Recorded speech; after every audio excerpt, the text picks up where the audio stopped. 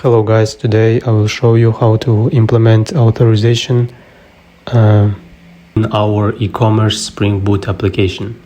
But first I recommend you to add that attribute to our product DTO with image, and also add it to our model in entity with the image attribute. Also, I recommend you to add mapping with the target image and source image in product mapper, since I forget to add it in the previous video. So after that, of course, I recommend you to add two dependencies, Javax and the Glassfish. I will give you the link to those dependencies in the description, so you can just copy it. I will give you a link to my GitHub and you can copy it from there. And after that, do not forget to touch the button with the Maven update.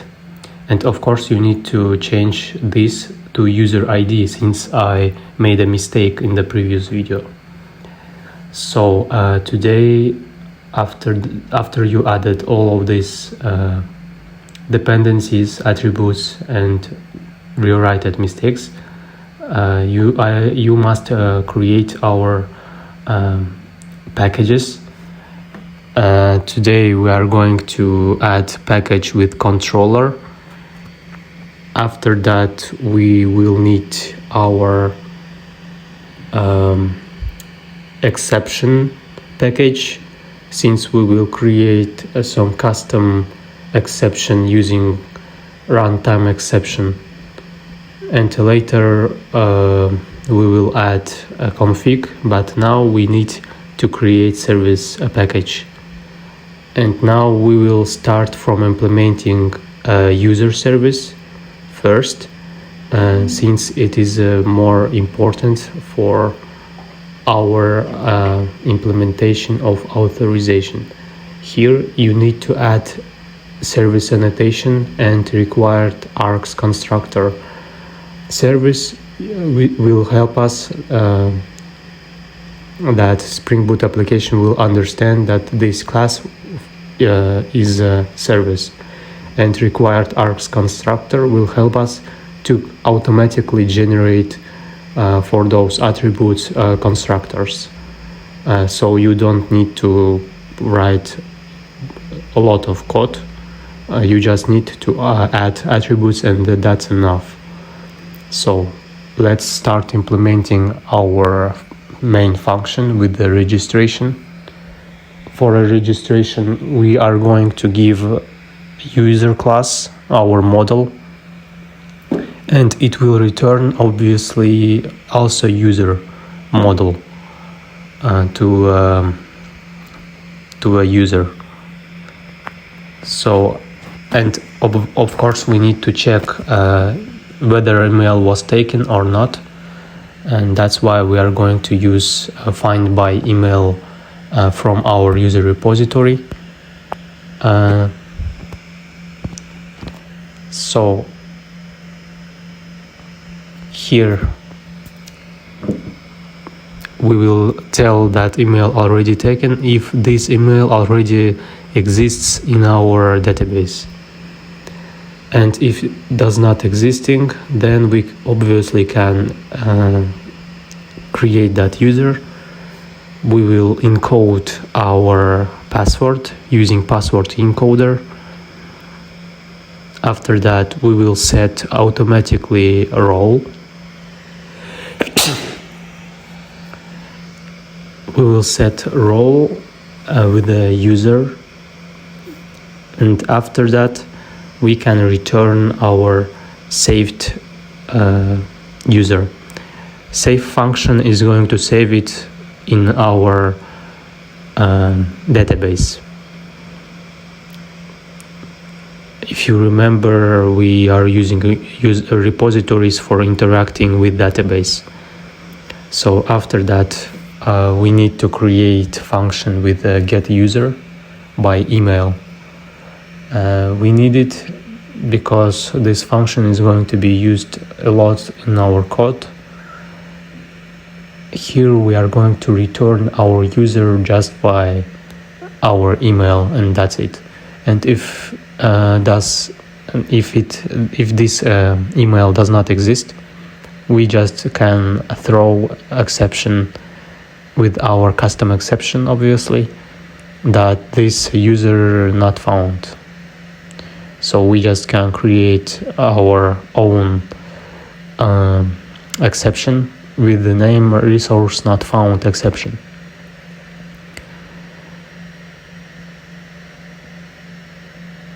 And here you can write message to our user that user not found. So since we don't have this class, we can create it in our exception package.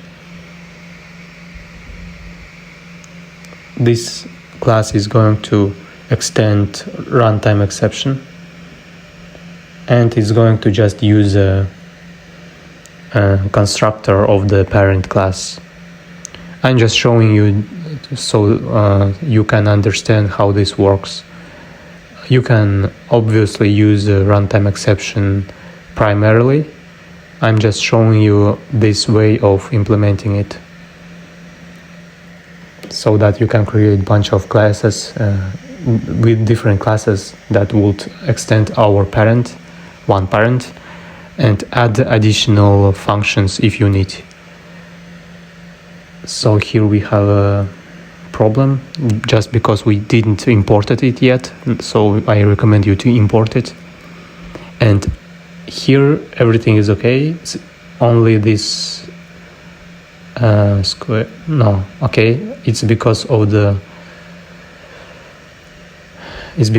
semicolon. We can add it and delete it here, and now everything works fine. Okay, everything works fine as we see here. So after that, of course, we can create our change password function. Here we will give email and change password request. This request is going to be created in our DTO package. There we will have current password and new password attributes. So that's why we are going to use this get user by email. After that, we need to check that those new password and current password aren't matching. If they match, we must give a new exception so that user will not be able to create the same password. We just return a bad credentials exception that password cannot, or password is incorrect, for example.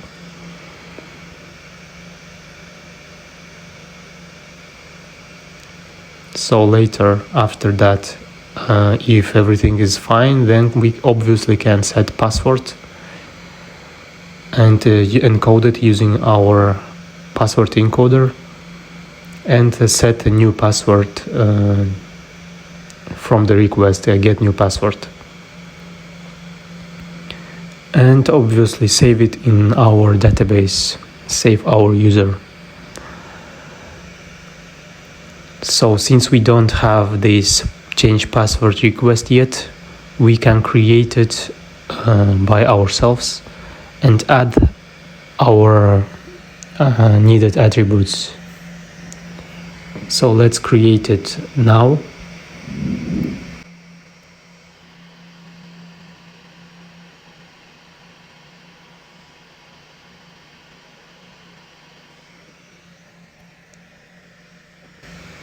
We can add data annotation so that we don't need to create getters and setters. And now we need to add a string attribute with the current password name, and the same but with a new password name. Okay, we can return here and import it. and we have a problem with this get current password function. We are going to solve it now. I guess I made a mistake in name. We can check it. Okay, now it works. You just need to rewrite and add those brackets. So also we have some problem with the password encoder.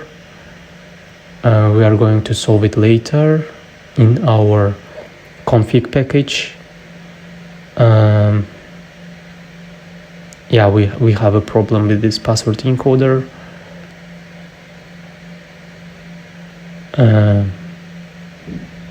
Okay, we are gonna solve it later. So now we can create our GVT service and obviously add service annotation so that our application would understand that this class is a service. And after that, we need to add secret and expiration attributes.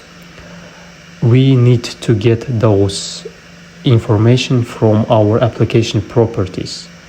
That's why we are using value annotation. And you need to use $sign and brackets to get our information from application properties, as you remember here. And also this expiration means that this is going to be saved for 24 hours. It means that our token will be actual and set it in our database for 24 hours since authorization. So obviously we can create our generate token function. Here we need to provide user details to our generate token function. And here for now we are creating claims. For now it's empty, but of course in create token we are gonna fill it, and that's why we are gonna create token function with the claims and user details username. So after that we can create our function with the create token. Here we will provide our claims and our subject. In this case our subject is a username, so that's why we provided user details get username function. So this gonna return our GVT, so that's why we need to use our function GVT builder. Here we go. And obviously we can set all data here. Now we need to set claims. After that we need to set subject.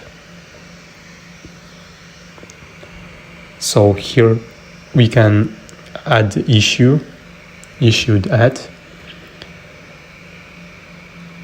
And of course we need to import this date class. So now we can add system current millis.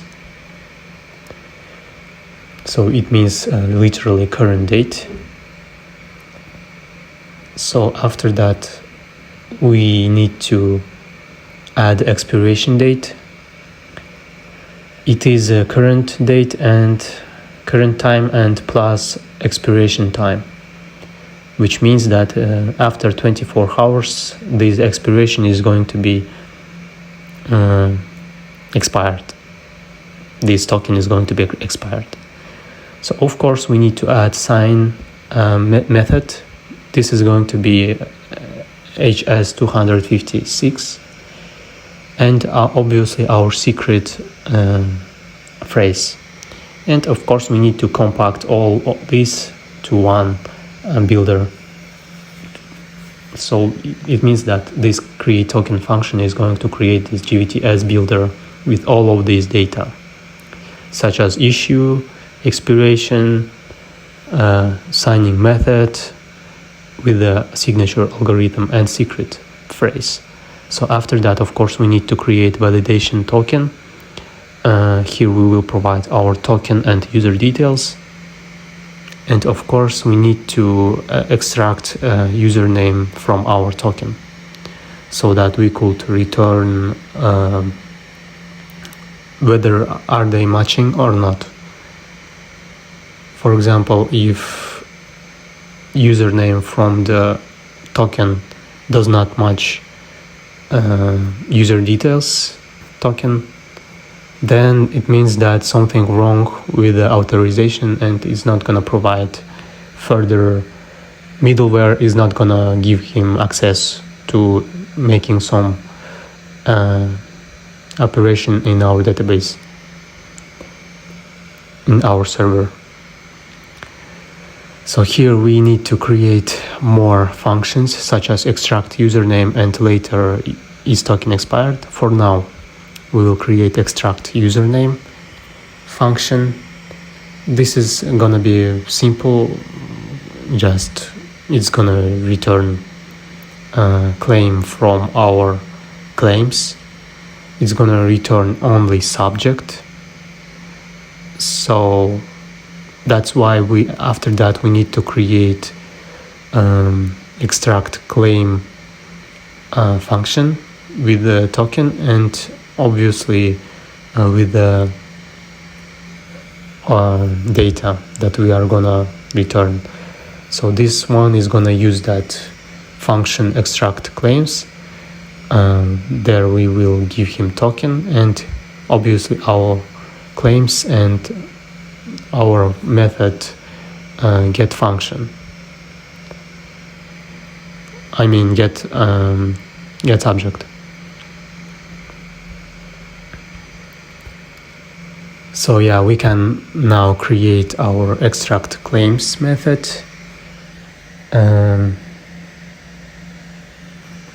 Here we of course giving this unknown data, which is t. It's gonna be anything. So of course here we add function with our claims and with any data, with any resolver in our claims. That's why it is named T. It can be, for example, subject or claims or expiration or issue and etc. That's why we are not writing exactly data. So it's gonna be a resolver, and here of course we can just extract all claims from our token and just filter it using claims resolver. After that, of course, we will create our extract all claims function. And here we of course need to give him token, and after that we need to filter in our claims resolver. It's going to return our claims. So after that we need to create extract all claims function.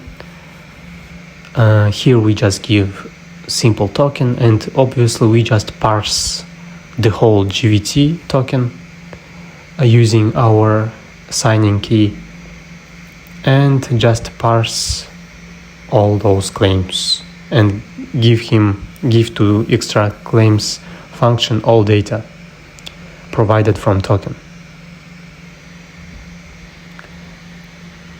And that's it. And we of course get body function so that it would be understandable for Java. So after that we need to create finally our two functions with a token expired function. It's gonna just simply check that our token expired or not. I mean user's token. And it's gonna use one more method with the extract expiration. It's gonna be same like extract username, but only with the expiration data. And that's why we created that extract claims function. So here we just give a token, and we just return expiration data from our claims of token. And that's it. Here we just give him token and claims get expiration. That's it.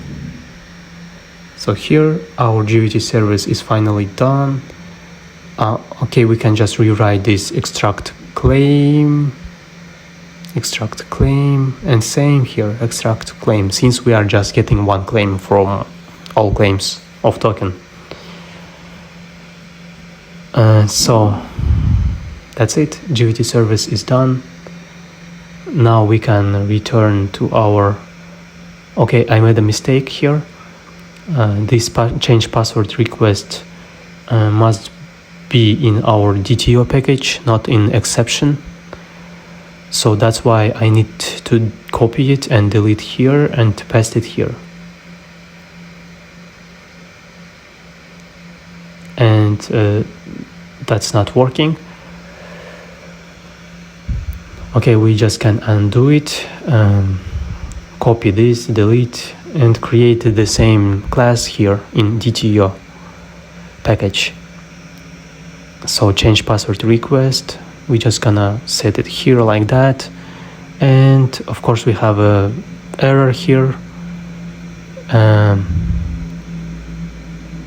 Okay, we can just rewrite our import from exception to DTO here, and that's working. Okay, this password encoder is gonna be solved later in our config, in our security config. So that's why we need to go to our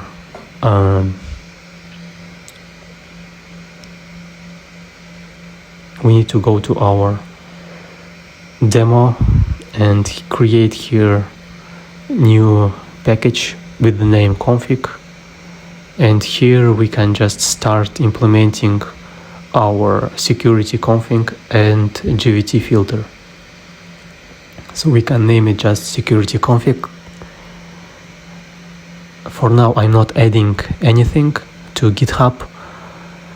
I will add it later, so that it would be easy to understand what was changed in our code. So here we need to add annotation with the configuration. After that we need to add enable web security annotation.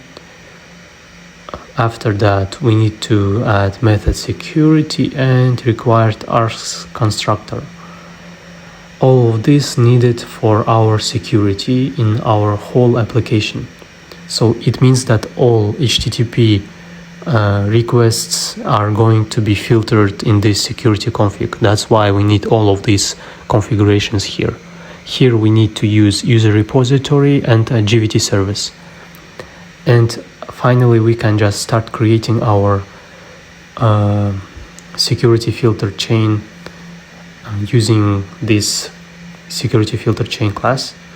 And of course we need to add bin so that our application will understand that this is necessary and must be here, must done. And here we need to provide HTTP security with just HTTP and throws exception if we will have some error while trying to access some endpoint in our API. So here we need to create our HTTP settings. CSRF means a course policy. We can disable it for now. I obviously recommend you to leave it like that, and after that we need to use authorize HTTP requests function,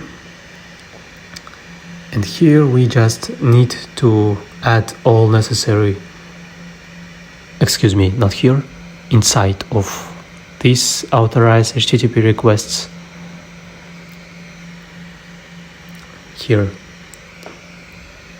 and just start writing our settings in our application. For example, root is going to be permitted for everyone, since it is a root and everyone would be able to access it. So after that, images obviously also accessed for everyone, since user must see all images. And after that, we need to give him, for now, we will create index.html file where we also will permit it. After that, we need to permit authorization, which is also going to be created later with authorization controller. So it means that any authorization is permitted for everyone without authorization. It means that without token. And we can allow our getting, not any other method, just getting all our products from database, which is also going to be created later. This endpoint will be created in our product controller later. Now I'm just writing it so that you will not rewrite it later, and it will be easier for you to understand the whole structure since the beginning. So here we need to add change password, obviously authenticated, since only user can change his own password.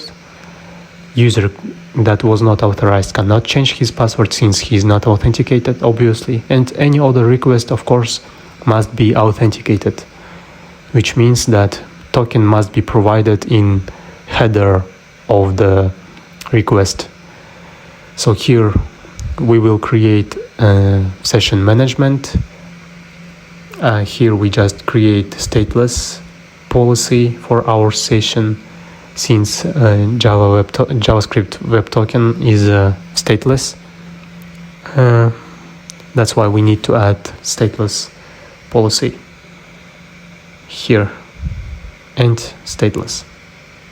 Okay, here we have this error, and after that we need just delete this space, and after that add filter before function. Here we just will filter everything, like using our GVT authentication filter. We will create it later, obviously, and username password authentication filter.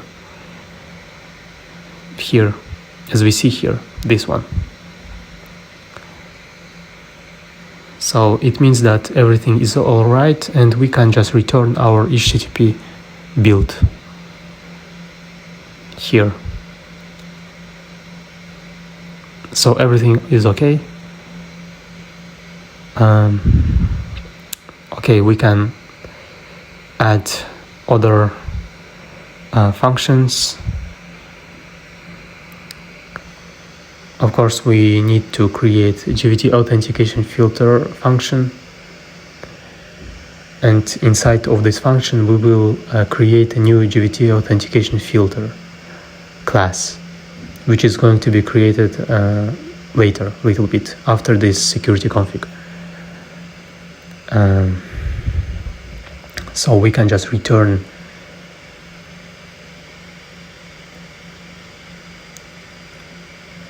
So we will create it later. We can just return this class, GVT authentication filter. We just can copy it, and we will provide our service of GVT and user details.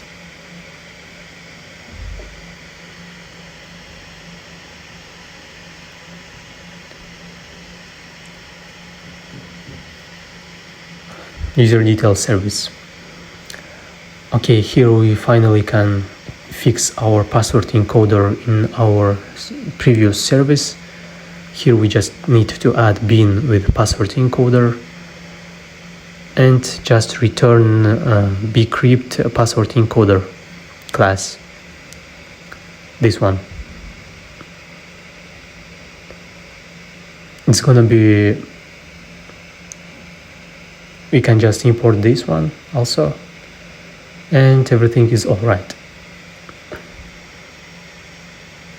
So here we also need authentication manager function, which is going to control like authentication. Sorry for tautology. And here we will provide our authentication configuration. It's in fact just common. It's common type of writing those codes. You can find it in internet everywhere. I'm just writing it by myself now. And obviously here we need return just auth config and get authentication manager. Here we have some mistake. Okay, why we have this okay, we just can fix it a little bit later, or we can fix it now. Okay,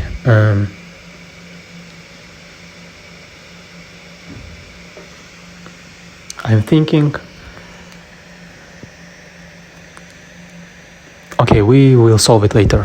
For now, we just will write the whole code in our security config and start fixing it a little bit later.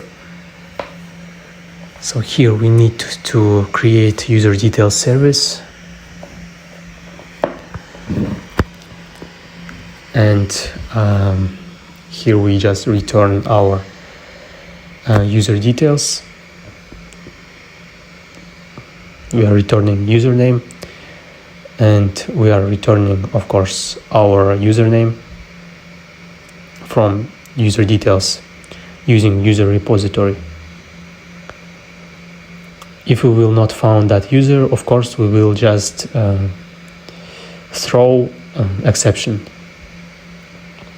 with the user not found exception.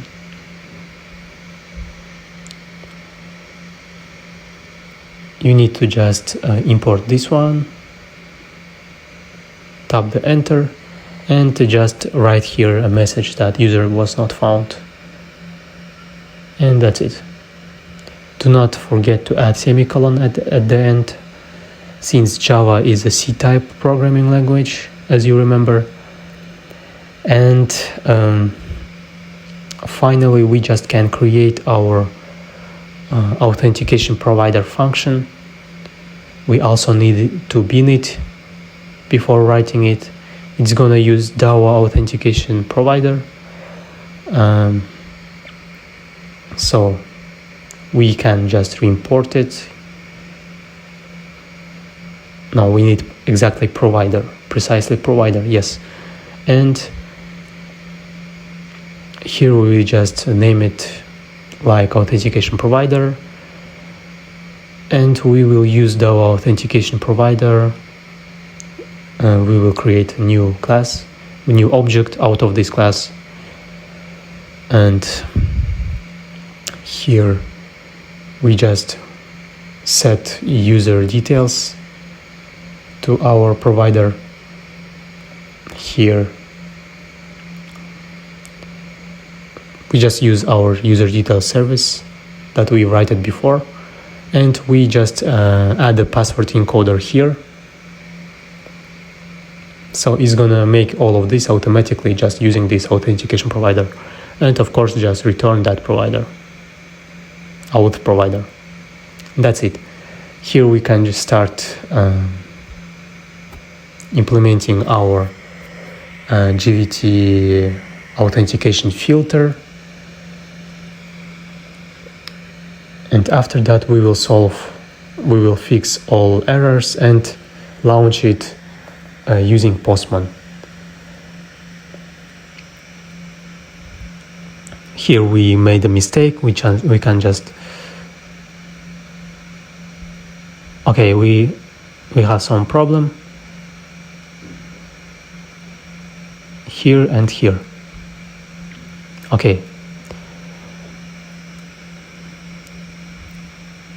Okay, here we have a problem because of the exception here, and it is solved also. And this one just going to be solved here in our GVT authentication filter. It's gonna extend once per request filter, which means literally once per request. And here we need to add required args constructor. You remember that is gonna automatically create constructor for our attributes, for our variables here,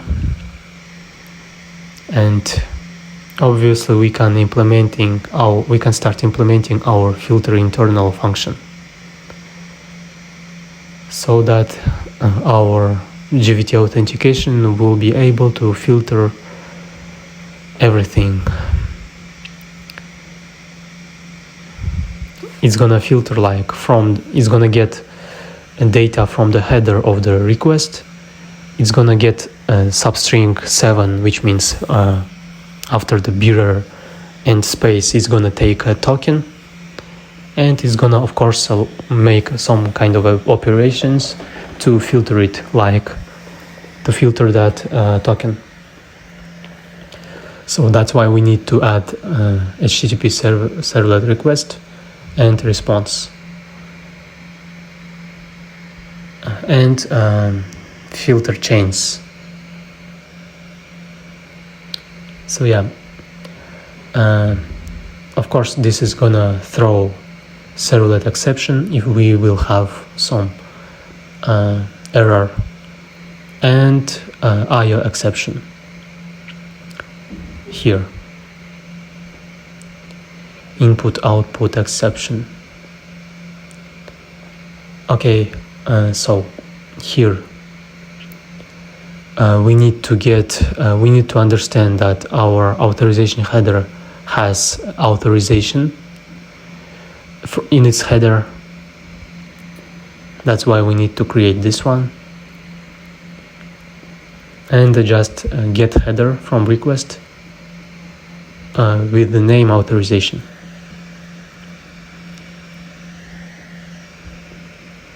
Here we go. So after that we need to create two attributes, two variables with the username and GVT. For now it's gonna be null, since we don't have it yet. It didn't parse our token yet. And here we just can check whether our authorization header has a bearer inside or not. If it's not null and it starts with a bearer text, then we can place to our GVT substring 7, which means our token, and we can add to our username from GVT, like GVT service extract username from this token. And after that, here finally we can add our main check here. We're gonna check that username is not null, and authentication is null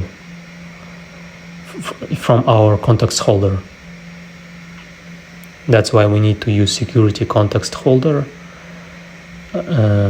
function of get context, and after that authentication. It must be null. So here we add user details with the information of username. We need to load it by this username here. And if GVT service is validating it and everything is all right, here we can use the GVT service validate token function that we created in our service. And if everything is okay, here we just add to our username password authentication token. Here we can just create a new class, a new object out of this class with user details, with providing user details.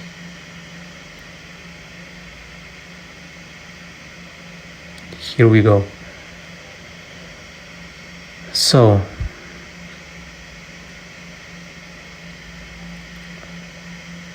and also we need to give null credentials here, and after that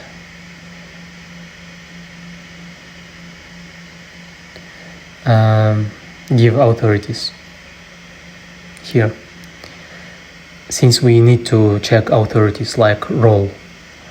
And after that we need to set the details with the authentication detail source. And do not think of it much, it's just standard function that is gonna check our token. I mean set the details to our token with request. And after that we just can get context and set authentication of our auth token to our security context holder. And finally we just can create a filter here finally with the request and response. So we are just adding all of this to our context holder in our server, and everything is all right now. So finally everything is fine. We have just some errors here because of the semicolon, and that's it. And also we have some error here in user details.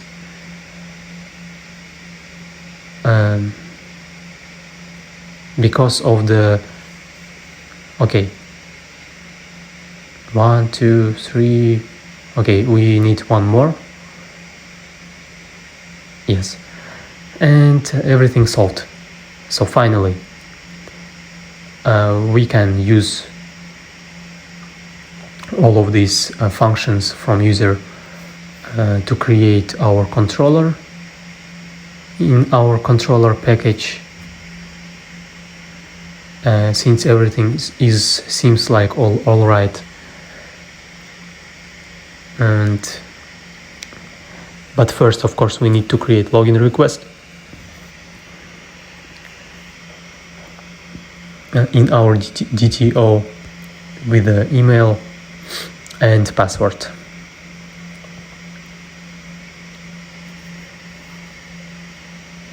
As you remember, that's why we don't have mapping to user DTO to user model, because we using change password request or login request for interacting with the server.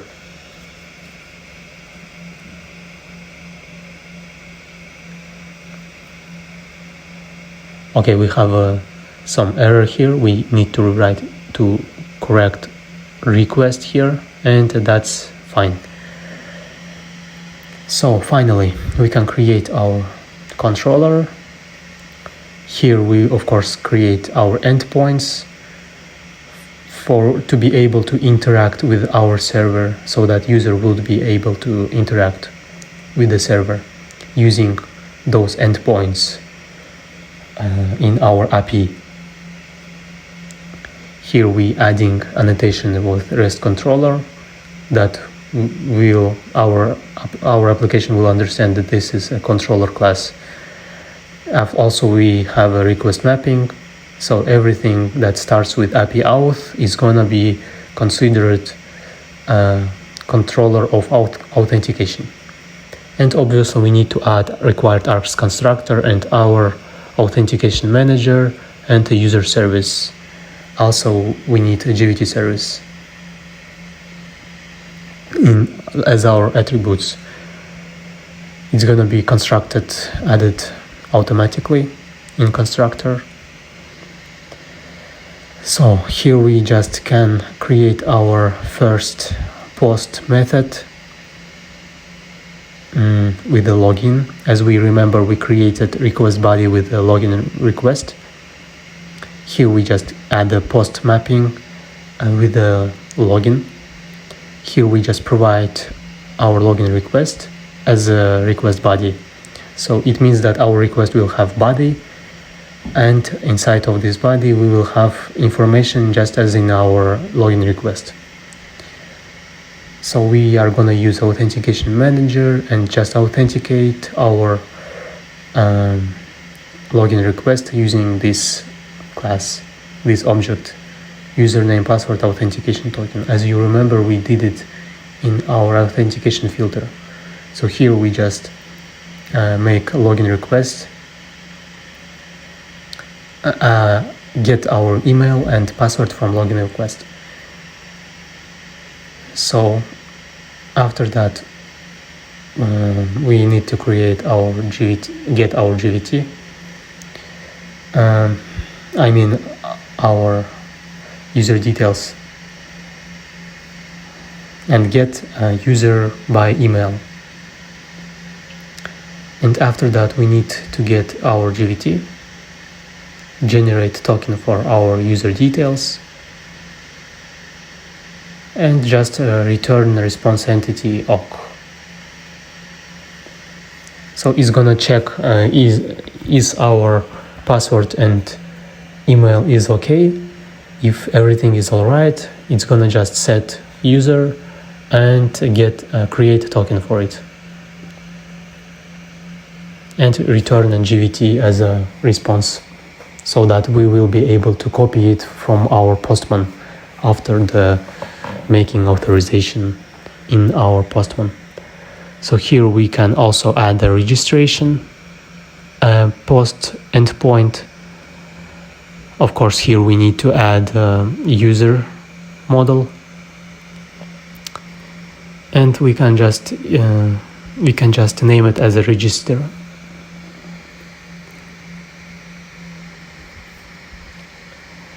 And of course, we need to validate a request body.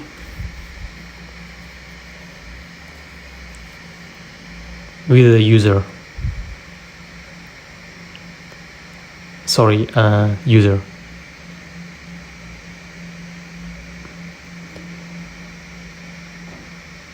Fuck. Just user. Okay, return response entity with OK method, or with OK state, I mean, and just provide a user service registration and give him user from our okay, just give user to this register method. Seems like we don't have register. Okay, we have it, but why it's not working? Okay, it is because it's a private. I forgot to add a public, I guess, as a when I created this function, this method. So you need to rewrite from private to public in service for this register function. And finally, of course, also post mapping with the change password. Here we just check,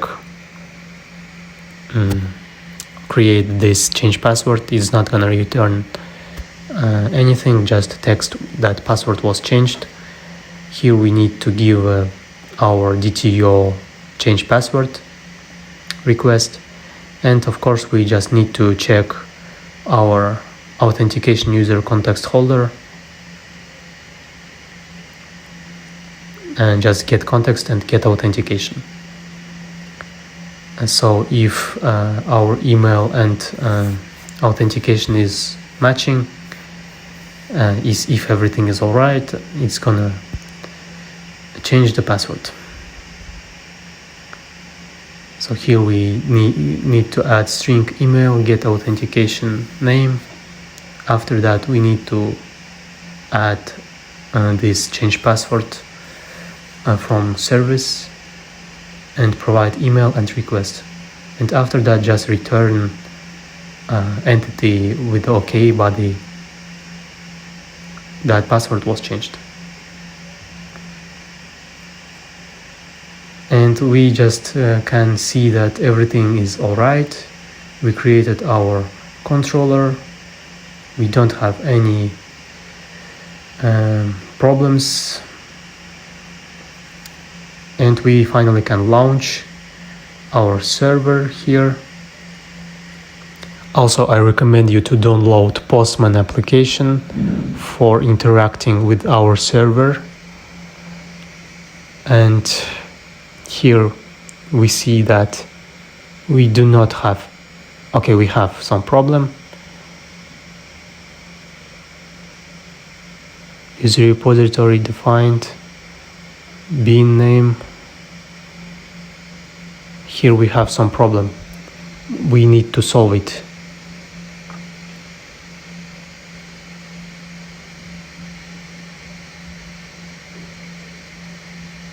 Okay, here in our eCommerce application, you need to add those entity scan and enable GPA repositories with a URL to your application, to your model. Here and here, as you see. So finally, and of course we need to check that our Docker container with the Postgres database is launched, and as we see, everything is all right. So we see that everything is all right. Everything was started, and here we can of course go to our Postman. I will show you how to create some here you need to add localhost 8080, and here you need to touch raw JSON, write API auth register, add the email, for example user, it must be email. If it will not have a email in it, it's gonna return error. So here we see that everything is all right, it returned okay. Here we see that password was hashed, and of course we can create new same but with login, so that we can check that this user is also able to be authorized using this endpoint that we created here in our API auth. And after that we need to write register or login, since we created 3 methods. Here we have register or change password. Here we add a login.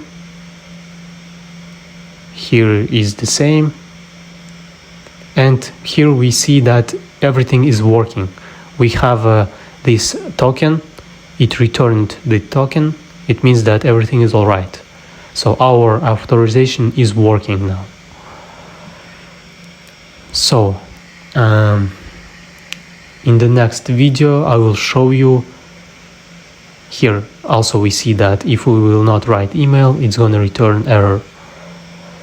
So in next video we are going to create product root, and after that we will create comment, cart, order, sending emails to our email, and that's it.